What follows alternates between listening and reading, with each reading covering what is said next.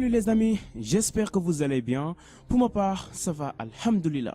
Anubis par-ci, Osiris par-là, les momies, mais il n'y a pas que l'Égypte dans la vie. Le reste de l'Afrique aussi a eu une vie avant la colonisation et ces civilisations successives sont assez intéressantes à étudier, même si les sources ne sont pas abondantes. Quand on pense que certains retraités considèrent que l'Afrique n'est pas assez rentrée dans l'histoire. Et aujourd'hui les amis, nous allons découvrir les 10 civilisations africaines aussi fascinantes que l'Égypte ancienne, mais dont personne ne parle.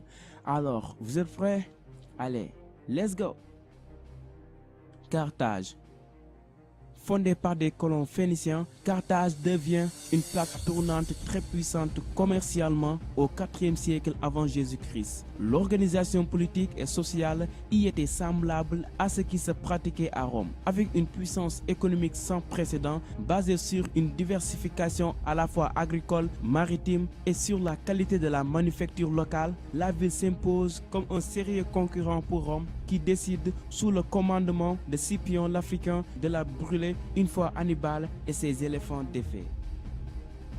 Le royaume Zoulou.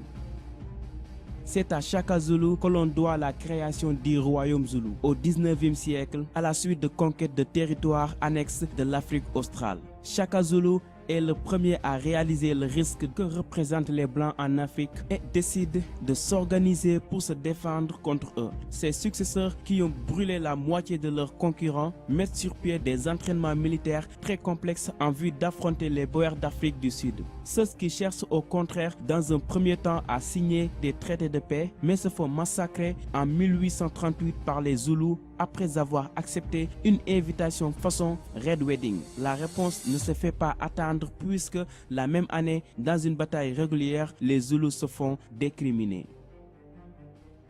Le pays de Punt.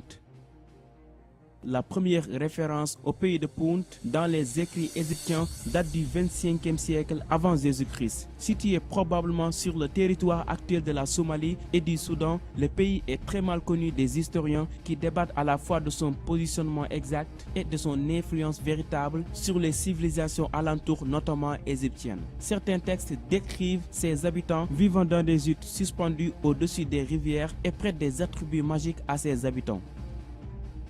L'Empire du Songhai.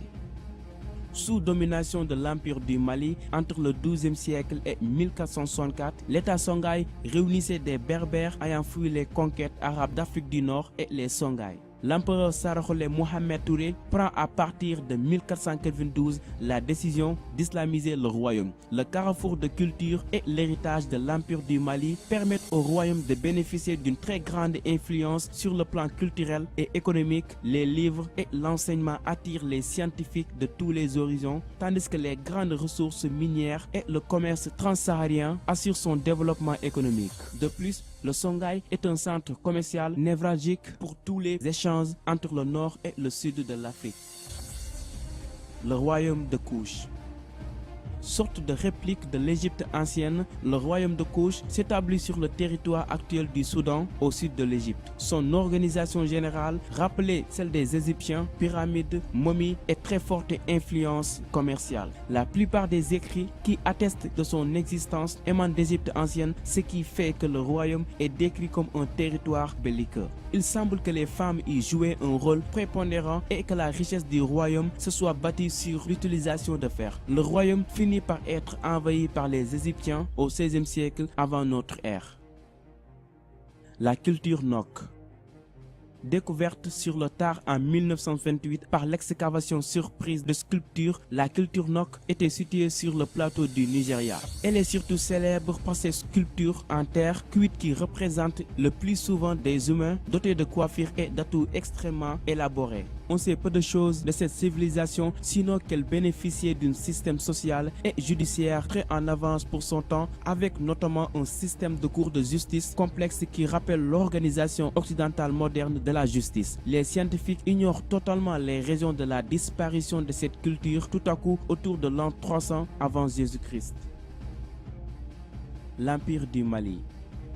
Fondé au XIIIe siècle, après une guerre contre Petit Royaume, l'Empire du Mali est un territoire multiculturel qui regroupe dans la paix des populations issues de différentes ethnies. Sur le plan religieux, il n'impose pas de religion officielle, mais avait cette particularité de faire régner un empereur musulman sur une population majoritaire animiste. Sinon, c'est au niveau administratif que l'Empire du Mali impressionne avec une vraie subdivision des provinces sous la houlette de gouverneurs et un conseil de sages assimilable à un gouvernement pour prendre des décisions au niveau impérial. À son apogée territorial, l'empereur Kanga Moussa réalise un pèlerinage à la Mecque dont il revient avec de nombreux scientifiques. Il fonde également des écoles à Tombouctou où des élèves issus de tout le territoire peuvent venir étudier, et encore Mansa Moussa était et il est encore l'homme le plus riche de l'histoire de l'humanité.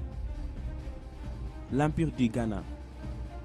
Au 8e siècle, l'Empire du Ghana bénéficie de l'occupation du Maghreb par les Arabes pour se positionner comme un important carrefour commercial. Les Arabo-berbères qui se sont entrés sur son territoire favorisent ce développement. Mais sous la dynastie des Cissé Tounkara, les Arabo-berbères sont chassés pour favoriser l'unité des Soninké, les populations locales. Les ressources du territoire en or reviennent dès lors entièrement à sa population qui s'enrichit extrêmement rapidement. Peu à peu, certains territoires acquièrent leur indépendance et le royaume se trouve démantelé. Sa capitale se trouva finalement intégrée à l'Empire du Mali en 1240. L'Empire du Ghana était un régime tolérant sur le plan religieux, l'animiste étant considéré comme la religion officielle, mais l'islam se voyait toléré. Parmi les trucs marrants, on compte ce rituel visant à distinguer les coupables des innocents. Les accusés étaient amenés à boire à l'eau croupie. S'ils la vomissaient, c'est qu'ils étaient innocents. Sinon, vous savez la suite.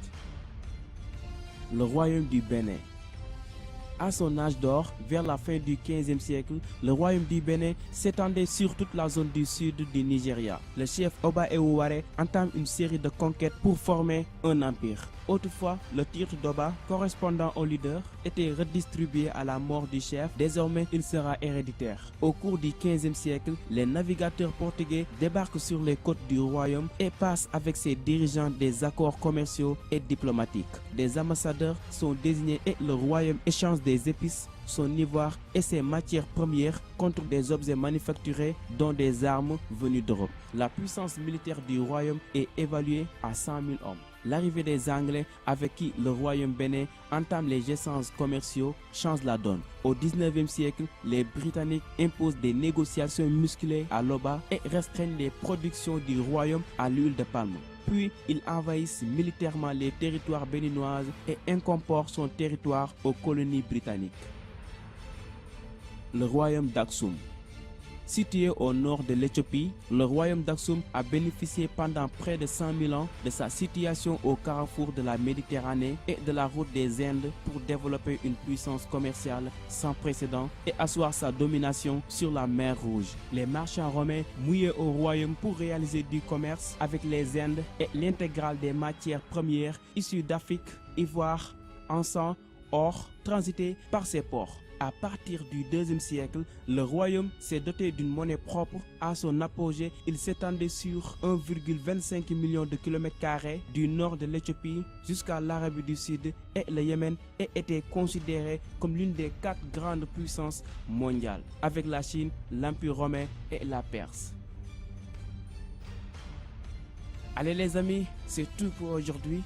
J'espère que cette vidéo vous a plu. Quel est le royaume ou la civilisation qui vous a le plus façonné? N'hésitez pas à me le dire dans les commentaires et abonnez-vous aussi pour encore plus et plus de vidéos. Allez, ciao!